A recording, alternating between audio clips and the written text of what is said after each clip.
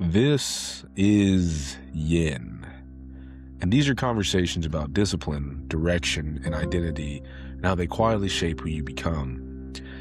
I want to apologize to you guys today before we start. I'm a little bit under the weather. Funny enough, this kind of goes into what this episode is going to talk about. My fiance asked me earlier today, she said, "Why are you even filming?" She said, "You can take some time off. People wouldn't notice. It'll be okay." And my response back to her was, I made a promise to myself. I had a standard that I live by, that I'm going to put out a new episode every week, no matter what. So, this is Thursday. A new episode is coming out, no matter how I feel, even if nobody listens to this episode, because this could be the one episode somebody comes back to one day and it changes their lives. And that's what this is about. It's about nothing else other than that. It's not about me. It's not about money. It's about changing a life. So in today's episode, we're going to talk about standards, the standards that you should live by, standards that you should have for your life, not externally, but internally. And I think most people associate standards with what they accept from the world, what they'll tolerate, what they won't, and what they demand from others. But you see, that's not where it starts. It really starts with you, the code you live by when no one is watching, the decision you make when there's nothing to gain, the way you treat people when it would be easier not to care. That's where your standards actually live. Not in what you say, not in what you post, not in what you claim to value, but in those quiet moments where no one else sees you except you. And whether you've defined that code or not, it's already shaping your life. But you can't define what you're building towards until you understand what's missing when you don't have it. Think about how someone treats a stranger, someone who can't do anything for them, the server at a restaurant, the person holding the door, someone who makes a small mistake that inconveniences them. Watch how people respond in those moments. Because in those moments, people believe there's nothing on the line, no reputation, nothing to gain, and nothing to lose. And that's exactly why it reveals everything. The person who is patient, respectful, and kind, not because anyone is watching, but because that's just who they are, that's a standard. The person who is dismissive, short, or entitled the moment they feel they have leverage over someone, that's a standard too. We don't get to choose which one we are in the moment. That choice was already made long before we walked into that room, because most of us aren't living by standards we consciously chose.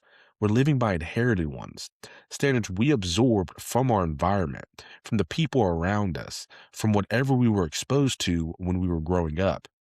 And we carry the code forward without ever stopping to ask, does this actually reflect who I want to be? And the cost of that is quiet. It doesn't show up all at once. It shows up in the relationships that never feel quite right, in the work that never feels like ours, the version of yourself that feels slightly off. That's what happens without standards. Not chaos, not failure, just drift.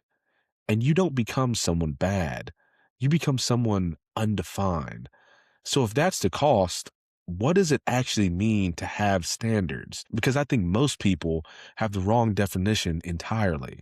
Standards aren't rules. They're not a checklist. They're not a routine. They're not the things you say out loud. Standards are private decisions about who you are, how you treat people, not just the ones who can do something for you, but everyone, the people you'll never see again, the people who can't offer you anything. That's a standard. How you respond when things don't go your way, when you're frustrated, when you're tired, and when you're disappointed. Do you become someone else in those moments, or do you remain yourself? What you're willing to do and what you're willing not to do. The lines you draw, not because someone told you where they should be, but because you decided, and that's your code. Standards are the quiet architecture of who you become. And here's what the architecture actually does to you over time, because the effect goes deeper than most people realize. Standards don't just shape behavior, they shape identity. When you hold yourself to a code consistently, quietly, without needing anyone to acknowledge it, you start to know yourself. You know what you stand for. You know what you'll tolerate. You know what you'll walk towards and what you'll walk away from. And that clarity changes everything, because without that, you're asking the world to tell you who you are, and the world will answer through pressure, through trends, through convenience, through whatever is easiest in the moment. But when you have a standard, you stop negotiating with every situation. You already know who you are. Your standards become the mirror, the one you hold up to yourself privately, honestly, every day. But knowing that is one thing, and living it is another, because maintaining your standards, especially consistently, will cost you something. And I think it's time to be honest about what standards cost you. There will be moments where it would be easier to lower them, to cut corners in how you do something or how you treat someone, to let yourself off the hook, to become a lesser version of yourself because the situation seems to allow it. And no one may ever know. No one is grading you. No one is keeping score, but you know. And that knowing compounds.